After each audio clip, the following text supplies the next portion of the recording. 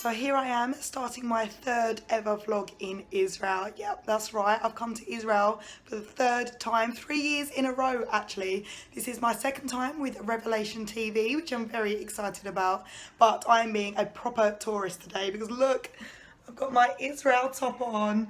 I bought this the last time I come to Israel and I wanted to wear it today to show my love and support for the country. So let's get on with it and see what God's going to show us. So we are currently in a town called Magdala, which is in Galilee. Behind me here is the ruins of a synagogue which they've been excavating. Basically, this is a synagogue that was built in the 1st century, around Jesus' time, which also meant it was around the time of the temple as well. And this table in the middle here, that is where a teacher would sit, teach the word of God, preach from the Torah, and then the bits around here is where people would sit facing each other, and then we'll have a big discussion about what you had just heard. Also, the exciting thing is there's a very high chance that Jesus would have actually come to this synagogue himself. It says in Matthew that he went round in Galilee preaching in the synagogues, so why not this one? So there's a very high chance that Jesus himself could have been in this synagogue. How special is that to be here? So we are currently on the Mount of Beatitudes, and this is where the famous Sermon on the Mount would have taken place, where Jesus spoke to the crowds and said these sort of 8 sentences on sort of Christian behaviour and how people should behave and the attitudes that they should have towards life and situations in general. We can see the beautiful Sea of Galilee in the background there, and the reason you would have come up on a mountain is because imagine you've got loads of people, thousands of people following you, wanting to hear what you've got to say. What better place to come up to the top of a mountain and give a sermon so everyone can hear you?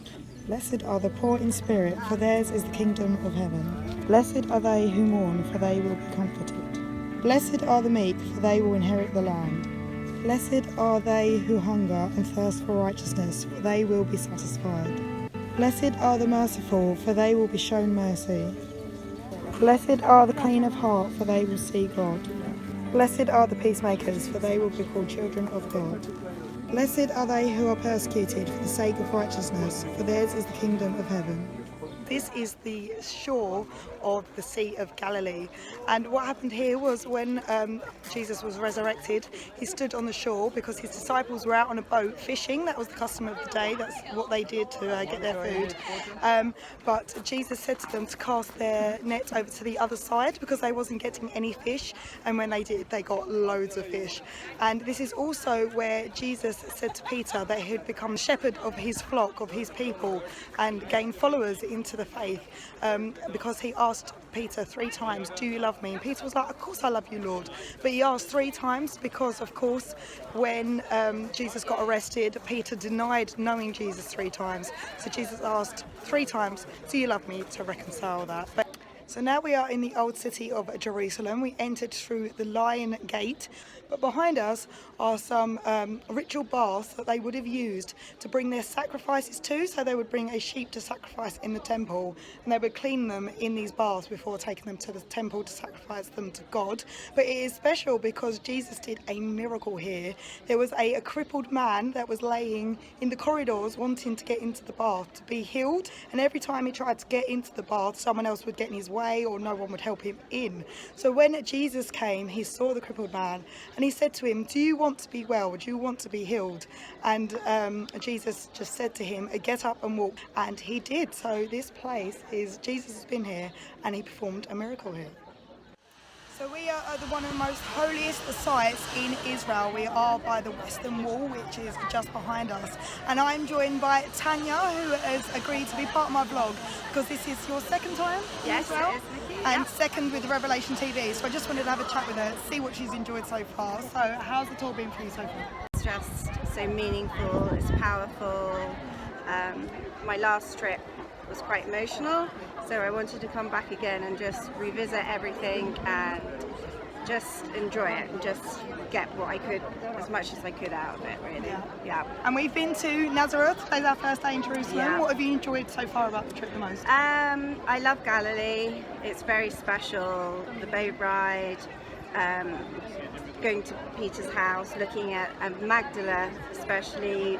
Perhaps this is the place, Galilee, where Jesus actually did loads of his, like the sermon, 5,000, the fishes. This was like his land, so to speak. I loved Galilee, but obviously Jerusalem is very special. And you came with the Revelation TV tour 2 years ago, and you've come back. What made you want to come back with Revelation TV? I just love the meetings that we have and the people that come and talk to us. I mean, Tim is so knowledgeable, and Simon, listening to everything that's actually going on in the country politically. Gordon, it's just a nice big family. Yeah, it's a big family. Yeah. Cool. Thank you very much for being part of it. Yeah, no, you're welcome. Thank you. We're currently in the Antonia Fortress, which is where Jesus was brought for his trial after he was arrested.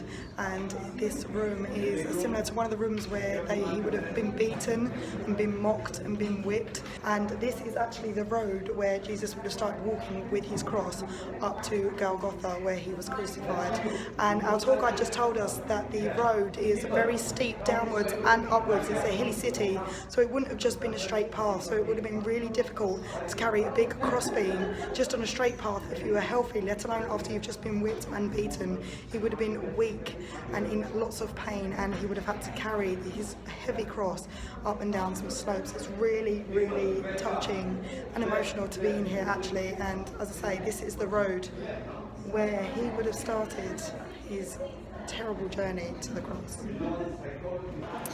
So we've just walked along the Way of the Sorrows, also known as Via della Rosa, where Jesus would have walked with the cross. It all led to this building here. This is the Church of the Holy Sepulcher, where the crucifixion took place.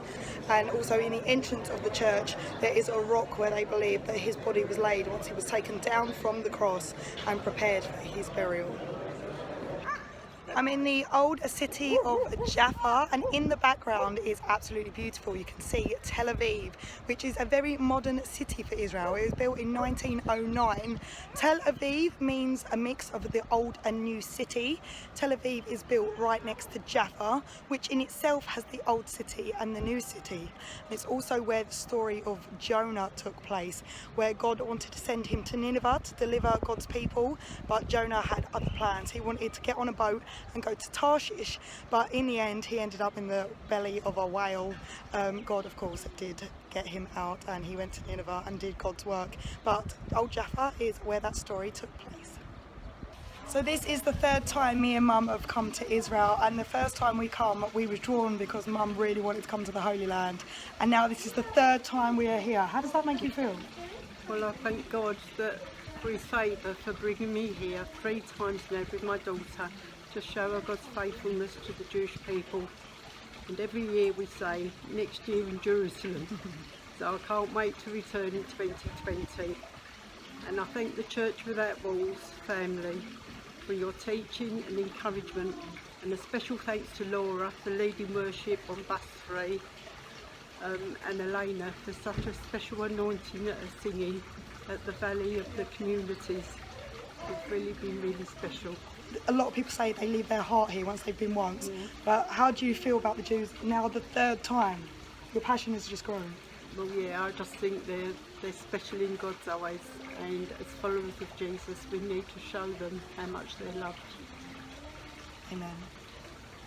So this is the last site we are visiting on our tour to Israel. We are in Ein Karem, which is in the Bible for 2 significant reasons. Firstly, John the Baptist was born here, and secondly, this is where his mother Elizabeth met with Mary, the mother of Jesus, of course. It's very exciting to be here, but it's also very sad at the same time because this is the last site we're going to be visiting. We are heading home this evening, and I just feel very blessed and honoured and privileged that God has invited me to his country not just once but 3 times, 3 years in a row. And if you get the opportunity to come to Israel, grab it with both hands, because this is God saying, I'm inviting you to my country, and it's just amazing to be here. And whether you go to the same sites 2 or 3 times, or whether you go to brand new ones, you always learn something new about the Bible and the people in the Bible, about Jesus, about God, and about your own faith. It really does strengthen your belief, seeing it in the flesh. So if you ever get the chance to come to Israel, then don't miss the opportunity. But thank you so much for watching this vlog, and I will see you soon.